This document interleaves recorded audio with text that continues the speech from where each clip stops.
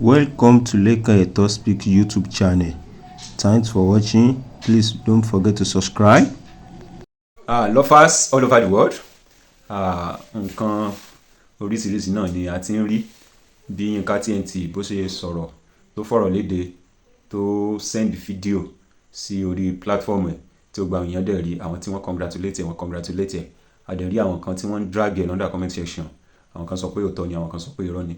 So ó ti wá jáde síta, ó ti reply àwọn tí wọ́n sọ̀rọ̀ wípé ìgbésẹ̀ tó gbé pé gbọkọgbọkọ ni, ó fẹ́ gbọkọ lọ́kọ, pé àwọn kan tiẹ̀ tún ṣépèlé bọ̀ wá jáde síta ó fèsì fún wọn wípé kí àwọn èèyàn kí wọ́n gbójú, kí wọ́n dákẹ́ ẹnu wọn, kí wọ́n sọ́gbà wọn, kí wọ́n jẹ́ kí òun rí àyè mi because kò kí ń ṣe ọkọ àwọn tí wọ́n sọ̀rọ̀ yìí ni òun gbà. And then ó tún sọ̀rọ̀ pé Abbas òun ló wá bá òun, kò kí ń ṣe pé bóyá òun try láti gbọkọ lọ́kọ, pé ìyáálé òun ò dẹ̀ complain. So gbogbo àwọn ọ̀rọ̀ yìí tí ẹ bá wo àwọn fídíòs tá kọ́kọ́ ṣe ẹ máa rí gbogbo ẹ̀ ní under comment section.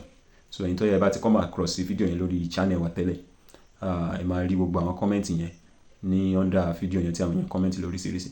So ọ̀rọ̀ ni a ti gbọ́ lẹ́nu Yinka TNT tó ti sọ yìí. Ẹ̀yin tẹ́ jẹ́ viewers wa, kí ni opinion ti yín, kí ni ẹ rí tẹ́ fẹ́ sọ sí gbogbo àwọn nǹkan tí Yinka TNT tó sọ yìí? Ẹ jẹ́ ká mọ̀ ní under comment section, ẹ comment, ẹ tẹ àtẹ̀jíṣẹ́ yín sí under fídíò yìí. Kí ni opinion tẹ́yin, kí ni ìwòye ti yín lórí ọ̀rọ̀ tó ṣẹlẹ̀ yìí because nǹkan tí ó jẹ́ pé àwọn èèyàn ti ń rí all over social media ni. That is why tí a ṣe mú wá fún ẹ̀yin tẹ́ jẹ́ viewers wa, kẹ́yìn náà kẹ́ lè contribute, ká lè mọ opinion tẹ́yin náà lórí àwọn ọ̀rọ̀ yìí. So ẹ ṣé gan ni, ẹ jẹ́ ká farabalẹ̀ ẹgbọ́n kan tí Yinka TNT tó sọ nípa ìrìn àjò ìfẹ́ àwọn àti Abbas Akande Obesere ọmọ Rápálá. Ẹ ṣé gan ni. Alára ò lóhun, ẹ ló kó àìsàn, ẹ ló kó àìrò. Ẹni tó bá sọ pé ọkọ̀ tí mo wà yìí ó ń bí òun nínú pé kò ní gúnlẹ̀ ayọ̀, ọkọ̀ ayé ẹ̀ ò ní gúnlẹ̀ ayọ̀. Kí ni nǹkan tí mo ṣe fún yín? Obesere lóhun lè fẹ́yàwó méjì, Obesere lóhun lè fẹ́yàwó méjì. Ṣẹ́yìn lẹ bí ni? Òyìnbó, ṣẹ́yìn lẹ bí ni? Ṣé ẹ̀yin nìyá ẹ̀ ni? Àbẹ́yìn nìyàwó ẹ̀? Àbẹ́wò ni tiyín? Ó dẹ̀ ti wá ṣe ẹ lọ kú. Now, kẹ́ bá lè mọ̀ pé àwọn èèyàn ọ̀pọ̀lọpọ̀ àwọn èèyàn tẹ́rí tó wà attack ni. Ẹ kọ́ máa sọ pé kéèyàn máa sọ̀rọ̀. Téèyàn ò bá sọ̀rọ̀, tí ò bá expose àwọn people yìí díẹ̀díẹ̀, téèyàn bá dákẹ́ tara àbá dákẹ́. Ẹni kéèyàn máa sọ̀rọ̀.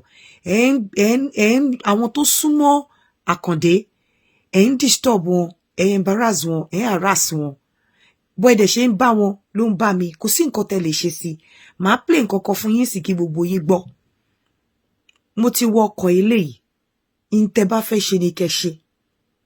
Ẹ ṣe máa ranjú yín lẹ̀ náà rè. Tí gbogbo ẹ̀ tí ó yẹ pé èyí tó máa datọ́ lẹ́nu yín á datọ́ lẹ́nu nínú yín. Kí ni nǹkan tó ń ṣe yín ná? Ẹ wá gbọ́ o, kẹ́ bá lè mọ̀ pé ọ̀pọ̀lọpọ̀ àwọn tẹ́rí tó ń sọ̀rọ̀ yìí ó wù wọ́n ṣùgbọ́n kò wù ẹlẹ́dàá yín. It's not by pé o kéré, o lè kéré kí àwọn èèyàn máa kí ẹni tó fipò máa wù ẹ́ kó máa wù ẹ́ máa gbọ́ o. Hello, Alhaji. Ìwà tó Obesere àti Yinka ẹ̀ tí ń kó wa ń dátà lọ. Bá ṣe ń sá láti Facebook là ń sá wọnú. Ẹ máa sákù ni. Instagram là ń wọ YouTube kiri lẹ̀. Ṣé bí gbogbo àwọn sisi ṣe pọ̀ bá ṣe pọ̀ tán lẹ́yìn pápá kára pápá òrí wa fẹ́ àṣàrẹ́ àbí Yinka TNT kò sí wàhálà o, ìgbéyàwó wọn á dalẹ̀ o. Á tiẹ̀ dalẹ̀. Ẹni tó bá ní kó má dalẹ̀ ni ò ní dalẹ̀, á dalẹ̀. Meanwhile, wọn ò lè lé ẹ ká, ọ̀pọ̀lọpọ̀ yóò lè lé yín ká. It's not age kan náà fi ń ṣe. Àwọn nǹkan àwọn qualities tèmi ní ẹ̀yin ò ní. Àti tó sọ pé kò tí ẹ ń ṣe Yinka TNT, ṣé ìwé lẹ kà jù mí lọ ni? Àbí iṣẹ́ lẹ ní lọ́wọ́? Èyí tí ò níṣẹ́ lọ́wọ́ nu yín gan, ó fẹ́ fẹ́ ìlú mọ̀ọ́ká ẹni téèyàn mọ̀. Kábèlè tí ẹni tó níṣẹ́ lọ́wọ́. Èmi níṣẹ́ tó ń tọ̀ṣẹ́ tó ń tọ́yà lọ́wọ́. Ṣéṣẹ́ lẹ ní lọ́wọ́ ni? Àbí ẹ rò pé ẹ wà nìkan náà fi ń ṣe? Iṣẹ́ lẹ ní lọ́wọ́ ni? Àbí ẹ wà in a better place or better position than èmi? Àbí nítorí pé ojú ọmọdé, ó fi pé nítorí pé ojú ọmọdé kinní kan, ẹni tó bá ní kò ní ṣe é ṣe ni ò ní ṣe é ṣe fún. Kí lẹ ní lọ́wọ́ ẹni wọ́n fẹ̀yìn ẹ̀yin ọmọge àti fọ́mọge nísìn wàhálà ni. Pàápàá ẹ̀yin ọmọge Naija ẹni obìnrin ọkùnrin tí ò bá fẹ́ kúkú òjijì kó ṣe ọmọge Naija láti fẹ́ bẹ́ẹ̀ ṣe ń sín òbò bẹ́ẹ̀ náà lẹ́ ń fi káfrà pẹlẹbẹ lẹ́ ń fi oríṣiríṣi orí eku orí aláǹgbá lẹ́ fi ń jó nǹkan tó fi ń sin abẹ́ fún yín. So ọjọ́ ọmọge tó bá wà ní Naija pàápàá tó bá sọ èdè tí mò ń sọ yìí àwọn ọkùnrin láti wà kẹ́fù ọ̀pọ̀lọpọ̀ nínú yín. Èmi ò lọ láti lọ ní pé kí ìyálé fòṣánlẹ̀ kó kú. Èmi ò ní kọ́ mọ ìyálé kó lẹni tó ní Down syndrome lójijì àbí kó dẹni tó ń kúkú òjijì. Èmi ò ní kí ìyálé kó má jókòó. Èmi ò ní kí ìyálé má jẹun ọmọ àbí kó fojú sunkún ọmọ. Èmi ò lọ ní ìlọ yẹn. Èmi fẹ́ kí ìyálé kó jèrè ọkọ.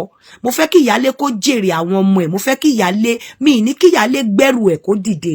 Èmi fẹ́ kí ìyálé kó nírọ̀rùn kó rọra sún díẹ̀ fún mi. Mi ní kó tiẹ̀ sún dé dàjì.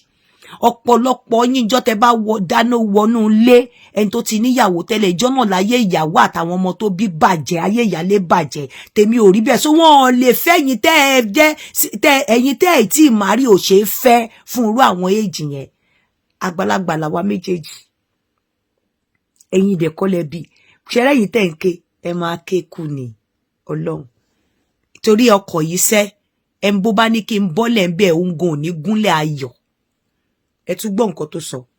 Hello Alhaji ìwà àtòbésèrè àti Yínká ẹ ti ń kó wa ń dátà lọ bá ṣe ń sá láti èké náà lẹ fi ń ṣe èké ni Instagram èké abaniláyé jẹ́ nìyí kiri ilẹ̀ ṣé bí gbogbo àwọn fífi ṣe pọ̀ bá ṣe pọ̀ tá lẹ́yìn ẹ lọ máa pápá kára pápá òrí wa fẹ́ kò lè rí ẹ fẹ́ kò lè rí yín fẹ́ Yínká TNT bẹ́ẹ̀ ni kò sí wàhálà o ìgbéyàwó wọn á dalẹ̀ o. Àmín bẹ́ẹ̀ ni Yínká TNT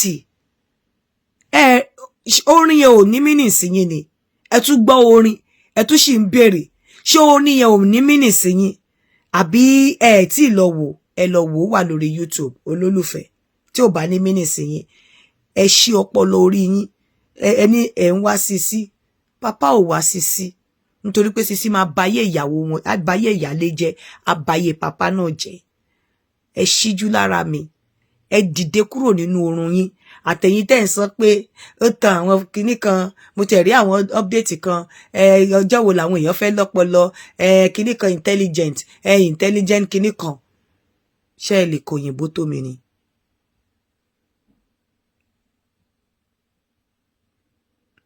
ó kọ kinní kan tẹ̀lé kò tí ì yé yín á yé yín dáadáa ó sì ń dàbí àlá ó sì ń dàbí òwe àbí bẹ́ẹ̀ ni bẹ́ẹ̀ kọ́ lójú yín ẹ má worry ẹ má wake up from your slumber ẹ ṣì ń sùn ẹ má jí nínú oorun yín but ẹni tó bá ní kémi má gúnlẹ̀ ayọ̀ òun ò tiẹ̀ ní wọ ọkọ̀ débi tó máa gúnlẹ̀ ẹ̀yin ìka burúkú ọba yìí jẹ́. Lovers all over the world òun náà ni ẹ ti rí ọ̀rọ̀ náà lẹ ti gbọ́ èsì náà ni ẹ ti rí ti Yínká TNT tó ti fọ̀ fún àwọn tí wọ́n ń drag ẹ̀ tó ń try láti drag ẹ̀ ní àpéjì ẹ̀ wípé ó gbọ́kọ ó ṣe gbá ó ṣàwọ̀ àwọn kan tí ẹ tó ń kàn dẹ́nu pé kò yẹ kó bọ́ síta kó ṣe fídíò kò yẹ kó bọ́ síta kó send picture kí àwọn èèyàn rí i pé ó yẹ kó ṣe ní bòńkẹ́lẹ́ ni bọ̀ tẹ́ ẹ bá gbàgbé tẹ́ ẹ bá ń fọkàn bá wa lọ nínú fídíò tá a kọ́kọ́ ṣe àwọn fún rẹ̀ ló jáde síta ó ní pé àwọn kan ni wọ́n snap picture yẹn níbi tí wọ́n àti Abbas Obesere níbi tí àwọn ti jọjọ ṣe introduction níbi táwọn ti jọjọ wà tí Abbas tó ti wá kọ́dù òun ní kitchen ó ní ẹnìkan ló send ẹ̀ sóhun ó ní òun wá wò wípé kẹ́nìyẹn kó tó máa send ẹ̀ sí àwọn èèyàn kó kúkú wá send ẹ̀ kí àwọn èèyàn ó mọ̀ wípé stage game tó ń play lọ́wọ́ lélẹ̀ so gbogbo ẹ̀ náà ni ẹ ti gbọ́ lẹ́kùnrẹ́rẹ́ ẹ̀yin tẹ́ jẹ́ fíwáàsì wọ̀nyí like ẹ comment ẹ share ẹ tún bá wa subscribe sórí YouTube channel wa so I really appreciate the support yín we love you dúpẹ́ fún gbogbo comment yín náà dúpẹ́ bẹ́ẹ̀ sì ń bá wa share fídíò wa tẹ́ ń bá wa wò I really appreciate you we love you all thanks for watching.